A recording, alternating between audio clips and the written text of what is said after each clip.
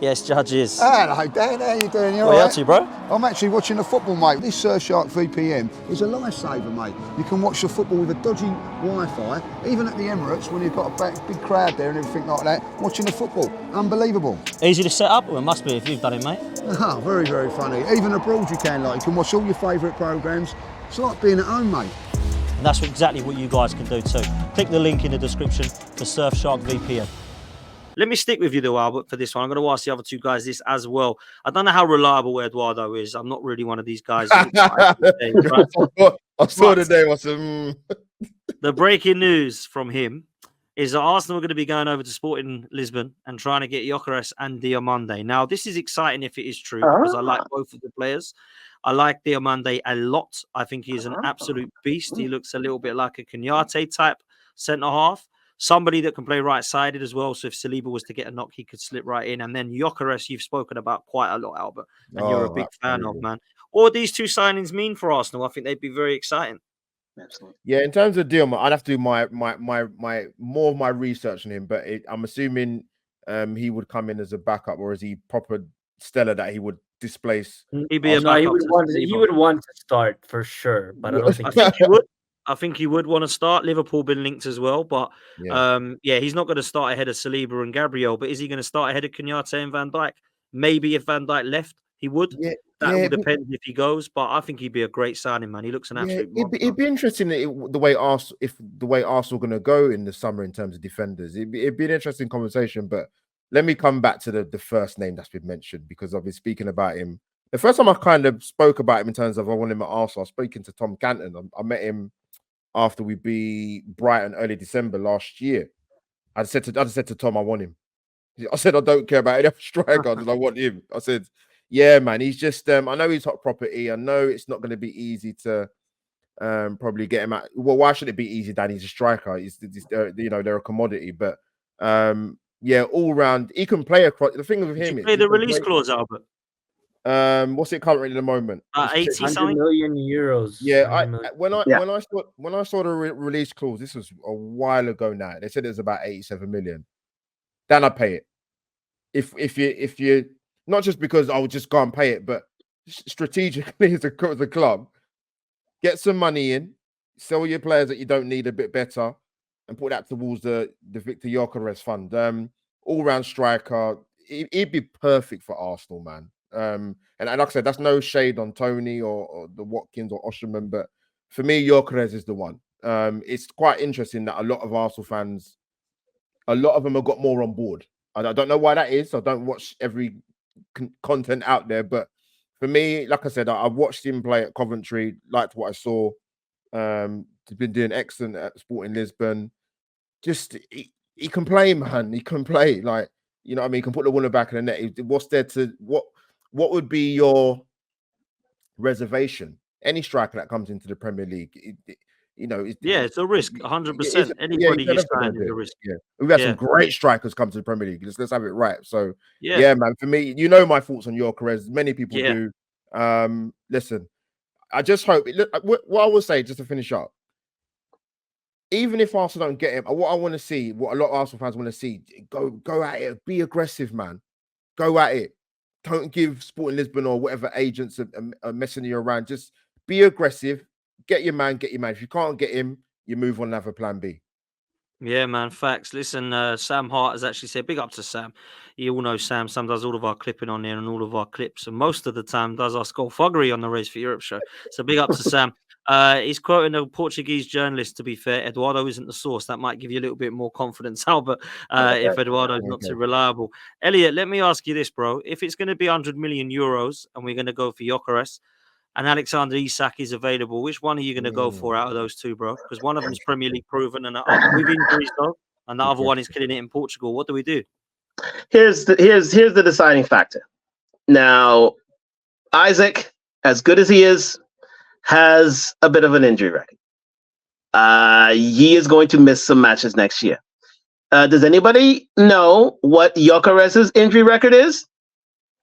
Pretty good from what I hear, though. Is it good? Absolutely. It's so good that he's never had an injury in top flight football. He is You said it now, mate. unblemished. You said it now, bro. He's going to come to Arsenal and get an ACL in He the is first 2 games. unblemished. He is unblemished. Is no history of an injury record with Gyökeres. So guess where my money's at? My money's at my number one striker transfer target, as stated on the last time I was on the show, Victor Gyökeres. This man he's the right age, it's the right time, and he's prime for a big time berth. And this is it. I think he'll jump at the chance to come to Arsenal. I don't think negotiations will be as tedious as they would be with an Osimhen or with a Newcastle, might I add, because again, they are still Premier League rivals. To be fair, even though they must cheat in order to get a win from us. But anyways, nonetheless, it's I think kismet. I think it's real kismet for Victor Gyökeres to be on Arsenal Football Club. Now, again, if it doesn't happen to be, I don't know. Arsenal need their heads examined. But again, their transfer record over the last few years has been very, very good. To be fair, but he is the man. He is the guy I would choose over Isaac any day of the week, 2 ways to Sunday. Even though Isaac is a tremendous striker, let me say that he is a tremendous player. But the fact of the matter, he's going to spend some time on the sidelines. And luckily, we have a guy like Kai Havertz to deputize in his place. But if you need a striker, if you need a man in form right now, I'd rather take the hot striker than a good striker. And his name is Victor Gyökeres. Wow, love that, man. Love the optimism. It's filling me with some. African Gooner, are you here for pessimistic view on Gyökeres? Or are you going to stick with the boys and say that it'll be a good signing? And also Diamande in Lisbon, man. That's 2 players from one club. I'm not sure if that's going to happen, but we'll see. No. So in terms of what Albert says about why most Arsenal fans are jumping on board, by the way, it's because it's a hype train, man, and this is how it works, right? As soon as a player gets spoken about, like 3-4 months even before the transfer window is open, and we get hyped and more stuff, and we just get hungrier. Like I can't honestly say that I watch him enough, but I want him, right? Because of all this hype around it and stuff. But I don't watch all his games. I watch some of his compilations and stuff. So frankly, for me, the way I see it, I think any striker that comes into the Premier League, top striker that comes into the Premier League this summer, is going to be around 85 to 100 million. So we know that that's kind of where the price range is at, right? Whether we get the Osimhen, the Ivan Toney, the Gyökeres, etc. So on that basis, I think he's a good signing. On the fact that he hasn't had any injury, I definitely would go for it. Elliot, by the way, Partey was also spotless in injury record when we signed him, and look how that turned out. I don't think that that's probably going to happen. I think it's kind of a unicorn case. It's very rare for that to happen. We just got really unlucky. So I would definitely take that chance on him. And I think he matches the profile that we want and the age as well of the whole squad, right? So, I mean, like, there's just so many check marks around it. And we've spoken about this on the last show as well. He's done it in the championship, and we talked about how we want Fabio Vieira to test him in the championship and come back. And so he's already done that test for us, right? So I agree with the boys. I think he's definitely one to look at. And in terms of Diomande, upcoming strong center back, I think he's around 50 million from Sporting Lisbon as well. Sporting Lisbon is a very strong Portuguese team that sell very well. I think their strategy as a club is kind of like how Ajax is they bring in players for really cheap. They expose them to the world, and people realize they're really, really good, and then they sell them for a massive profit, right? That's pretty much what they do. So I think for us, it's going to be a tough one, because unless we're trying to change the way we set up in terms of formation, we're going to play 3 center backs next season. I don't know how much game time he's really going to get, because I think Saliba and Gabriel probably going to start every single game. And then we already have kind of the backups that are willing to just sit on the bench and play when they get the chance. So I'm not really sure he's going to be kind of fitting that mold to play that role. I think he definitely would want to play for Arsenal, but I think the minutes is going to be a challenge, and a lot of the other top clubs are going to want him. And as we said, like, if United come or Liverpool come, he probably starts in their team. So that probably could be one of those things where he wants to come to Arsenal, but he's just not going to get the game time, so he goes to another top rival, right? And I wouldn't blame him for that. So I think the defensive signing, we've talked about it before, not so important. It's like the lowest on my priority list, really down there. I think even lower than a new left back. a backup left back for me. So yeah, on the Diomande thing, I'd love to have him, but I'm not super stoked. And I mean, as I said, it's like 2-3 months before the transfer window is even open. Guys, don't fall for the trap. Don't like get super sucked into all the stuff. Like, we know how it works in 2024. There's a lot of journalism that's fake and just wants to get clicks and stuff. So take everything with a grain of salt. Look, I'm on Twitter and I post transfer news all the time. I love it. I love it. So you just need to know where your barometers are at. You need to know what to take, properly and seriously. And when that comes, around June, I would say end of May, June, that's when some of the serious stuff starts coming out. But right now it's just way too early. Look, if we win the Premier League and the Champions League, we might be getting linked with different types of players. So who knows, right? But yeah, I definitely take both of those players. Very good players. I mean, listen, just to interrupt, sorry about this, Dan. Just to back up what you're saying there, African Gunner. I mean, Diamante's going to have to fight for his place if he comes to Arsenal, okay? Because or anywhere, or any Champions League squad. The only one I would say he could walk into, which is in a Champions League place right now, is Aston Villa. That's the only one. That's the only one you can say, okay, I can walk in and take that spot. But other than that, it's he's going to have to fight for his place. And you go to the Tottenhams and Uniteds and thereafter. Yeah, of course he's going to have a place there. But where does he want to play? Does he want to play in the top competition in the world? So, Elliot, for me, what's really interesting, and I think we haven't been here before, right? This is uncharted territory for me of how good we are and the types of players that we're looking to buy and how much we actually can spend, et cetera, et cetera. And so for me, the interesting thing is going to be the balance, right? Because I think let's take, for example, Saka's backup, right? It's going to be really hard to find the right player there because whoever it is, it's not going to get much game time, right? So in terms of what you're saying, I agree. Like, you want to bring these types of players, but how do you get that balance right to get a really high quality player that's willing to sit there and not really? Oh, did you hear that rumor of Rodrigo? Did you hear the rumor of Rodrigo that he's Real Madrid may let him go? Yeah, but he's gonna want to start. There's no way he comes to Arsenal. I'm not sure just I can sitting see that behind one. Saka, right? Like, it's not gonna happen.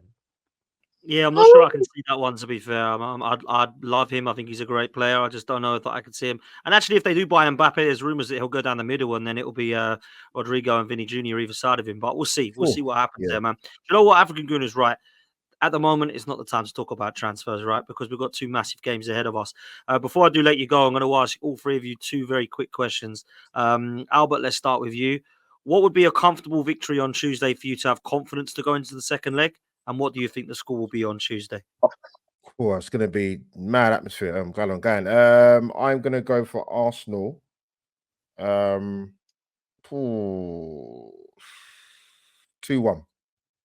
You're going to go 2-1. Would you be confident going to the Allianz? We can't concede. We need a clean sheet. Is that you directing that question to me? Yeah, let's go you next. Okay. I go 3-1. I think we'll have a 2-goal lead going into. I'm not afraid of Bayern. I really am not. I'm not.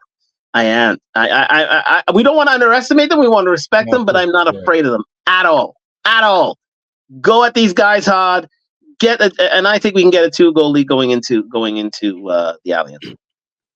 See, I want a 2-0 lead, but I think it will be 1-0 Arsenal. Yeah, what are you going for?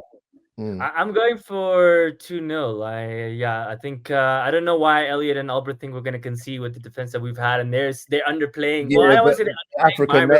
They've got some players. They've got some good. No, I know, but we have the best. We have the best defense in the world right now. Forget the league. We have the best defense in the world. So I don't see how they might maybe get a goal, but I'm thinking more 2-0 clean sheet. I think it's going to be kind of a flat game. I don't think it's going to be a super expansive game where it's end to end. I think it's going to be more of a tactical game where, as Dan said, it might be a 1 or 2-0.